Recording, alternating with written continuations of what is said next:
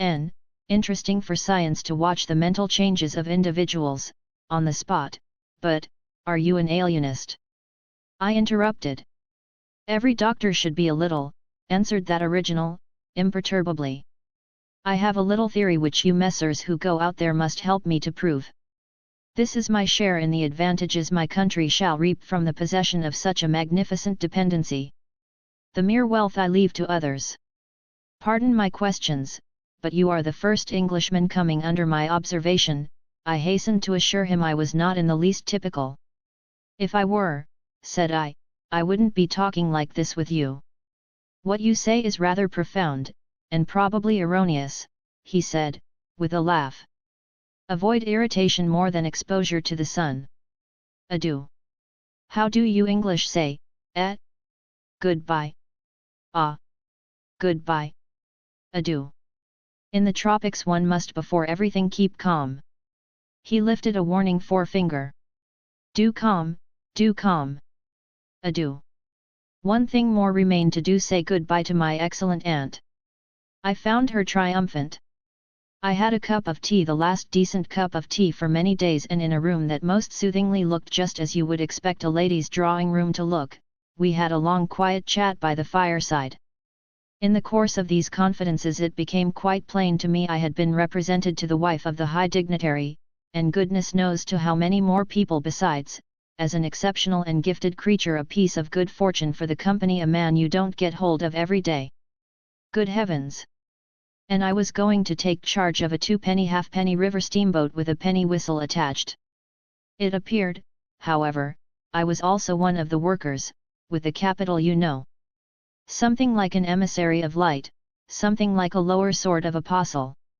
There had been a lot of such rot let loose in print and talk just about that time, and the excellent woman, living right in the rush of all that humbug, got carried off her feet. She talked about weaning those ignorant millions from their horrid ways, till, upon my word, she made me quite uncomfortable. I ventured to hint that the company was run for profit. You forget, dear Charlie, that the labourer is worthy of his hire, she said, brightly.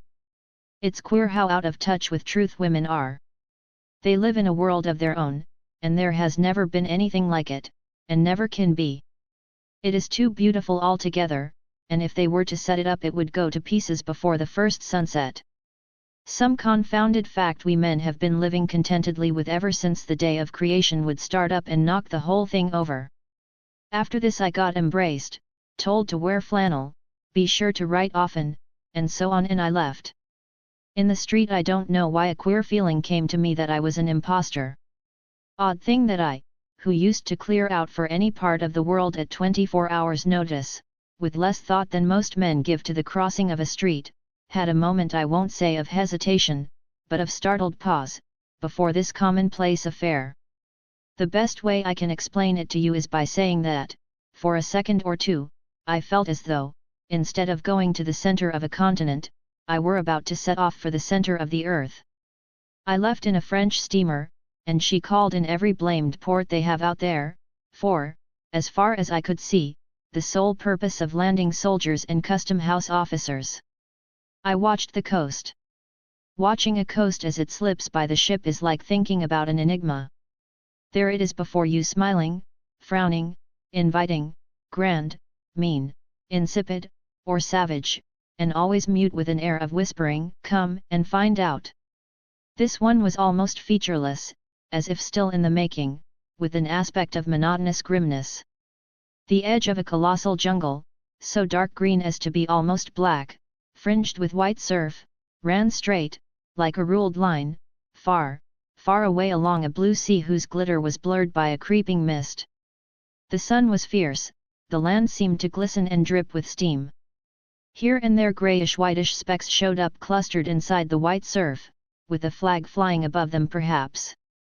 Settlements some centuries old, and still no bigger than pinheads on the untouched expanse of their background. We pounded along, stopped, landed soldiers, went on, landed custom house clerks to levy toll in what looked like a god-forsaken wilderness, with a tin shed and a flagpole lost in it, landed more soldiers to take care of the custom house clerks, presumably. Some, I heard, got drowned in the surf, but whether they did or not, nobody seemed particularly to care. They were just flung out there, and on we went. Every day the coast looked the same, as though we had not moved, but we passed various places, trading places with names like Grand Bassam, Little Popo, names that seemed to belong to some sordid farce acted in front of a sinister back cloth. The idleness of a passenger, my isolation amongst all these men with whom I had no point of contact, the oily and languid sea, the uniform somberness of the coast, seemed to keep me away from the truth of things, within the toil of a mournful and senseless delusion. The voice of the surf heard now and then was a positive pleasure, like the speech of a brother. It was something natural, that had its reason, that had a meaning. Now and then a boat from the shore gave one a momentary contact with reality. It was paddled by black fellows. You could see from afar the white of their eyeballs glistening.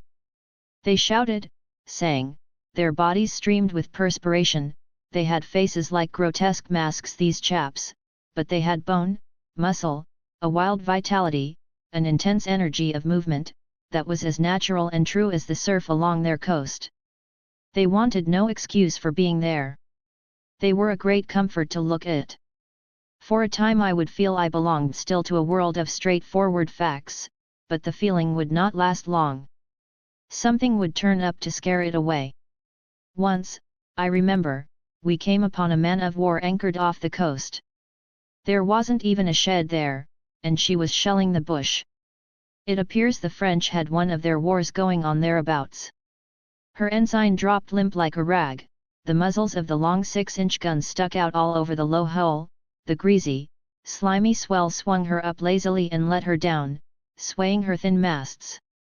In the empty immensity of earth, sky, and water, there she was, incomprehensible, firing into a continent. Pop, would go one of the 6-inch guns, a small flame would dart and vanish, a little white smoke would disappear, a tiny projectile would give a feeble screech, and nothing happened. Nothing could happen. There was a touch of insanity in the proceeding, a sense of lugubrious drollery in the sight, and it was not dissipated by somebody on board assuring me earnestly there was a camp of natives, he called them enemies, hidden out of sight somewhere. We gave her letters. I heard the men in that lonely ship were dying of fever at the rate of 3 a day, and went on. We called at some more places with farcical names, where the merry dance of death and trade goes on in a still and earthy atmosphere as of an overheated catacomb, all along the formless coast bordered by dangerous surf, as if nature herself had tried to ward off intruders, in and out of rivers, streams of death in life, whose banks were rotting into mud, whose waters, thickened into slime, invaded the contorted mangroves, that seemed to writhe at us in the extremity of an impotent despair. Nowhere did we stop long enough to get a particularized impression, but the general sense of vague and oppressive wonder grew upon me. It was like a weary pilgrimage amongst hints for nightmares. It was upward of 30 days before I saw the mouth of the big river. We anchored off the seat of the government. But my work would not begin till some 200 miles f.